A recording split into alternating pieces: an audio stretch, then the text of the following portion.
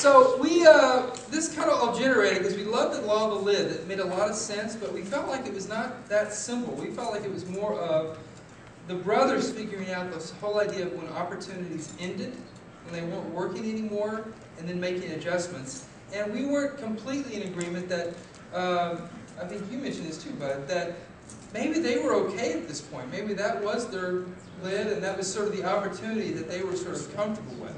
So that's sort of our thoughts, so maybe some feedback. Yeah, and I think also that, you know, the book kind of alluded to the fact that when the franchise failed on their part that they just stopped. But that's not true because they partnership with Kroc. And they stayed with Kroc for several years. And according to the book, they had over 100 franchise stores before they left the business. So I don't look at it as you know, that they just quit. It looked to me like they did what a leader should. When you hit a point where you can't progress, you go find someone that can, and then go with them, and they'll help you go forward. So yeah, that was our thoughts on it. I think this scenario presents a great opportunity when you know what your talent is, and you can discover other talents, and then you can think about partnering with other people, and together you can achieve great success. Really big success. Excellent. Thoughts? Yeah. Yeah, two quick things. I think it takes talent to discover other talent. Clearly, you brought another partner in, like Mr. Shea.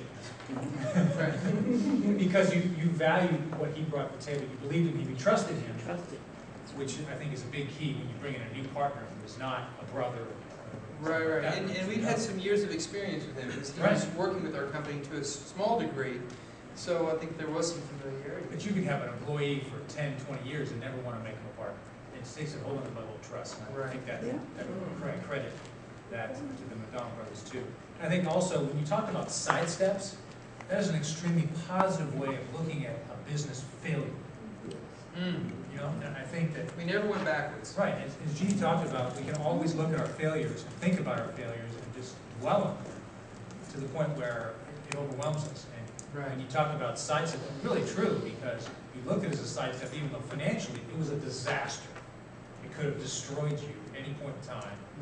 You know, and so many great business owners have gone bankrupt as a result, but keep going on and surviving. I mean, so many billionaires have failed more times than those that are just trying to. And that's why they have the experience. It's not because they tried it the first time, they succeeded, and that was it. Right. Yeah. Yeah. Sorry, Kirk and Gene. Agree.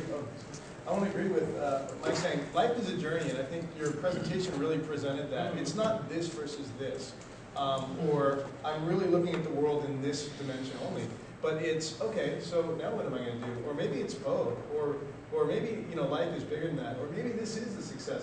I think $3 million in 1960 is a tremendous amount of money. If you're looking for that, but I think some people can look at that as a failure, maybe. But I think it depends on the individual. Now all the choices that they have to make, are we going to go golfing this morning? You know, am I going to, I mean, that's the idea that that's where they're at, or they're giving back to society. In major ways, or they're now building for their generations. I think this was a great presentation to show that life has dimensions and life is a journey, and it's a really good point as well. Wow, great. Gene? I'm not going to say that much difference, but yeah, we came to the same conclusion yesterday too, that the brothers were actually an excellent foundation, and it was Kroc came in and he had a different vision. He was a visionary, but the brothers actually did like all the groundwork, and so we were just in agreement with that. Right. And it's interesting, the book had also described how Kroc also did groundwork. Like when he bought this thing, when he bought the franchise, that was just the beginning of a lot of hard work, like a new foundation. I mean, he didn't take any salary for a few years. I mean, he was doing what we were doing back over there, I think, that groundwork part. So, yeah. I just saw that there were just two different lids on what McDonald's had, and Kroc took it to his level. And so the side steps were just another opportunity for them to move forward, with their lid, and they raised it each time. I think that's what I saw. Thing that we have to look at, though, is what is your goal? Because it talked about Kroc in his mid-50s making all these sacrifices and so forth, what did he get out of life? Besides being highly successful, having a lot of money, but what did he get out of life? And we also had another question about, you know, it's interesting, you know, Kroc was only selling apparently shake machines. So maybe he'd also reached his lid, you know, and so the opportunity of meeting with us is what helped both people, or the brothers in Kroc, go to that next step for themselves each, you know. Well, I was agreeing with Dave, you know, in discussing this, you know, you realize that different people had different things, and even when it came to the mixing machine, the Sheikh didn't have that as an original idea. He went in for somebody else's idea and then expanded upon it. So that was his gift, to take someone else's idea and see it as a bigger thing, not to be a visionary on his own. Right.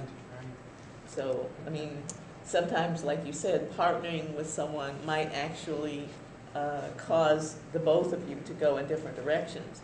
And then I like your scripture, and I was thinking yesterday, you know, about the scripture that says, you know, what does it profit a man to gain the whole world and lose his very soul, or his very self?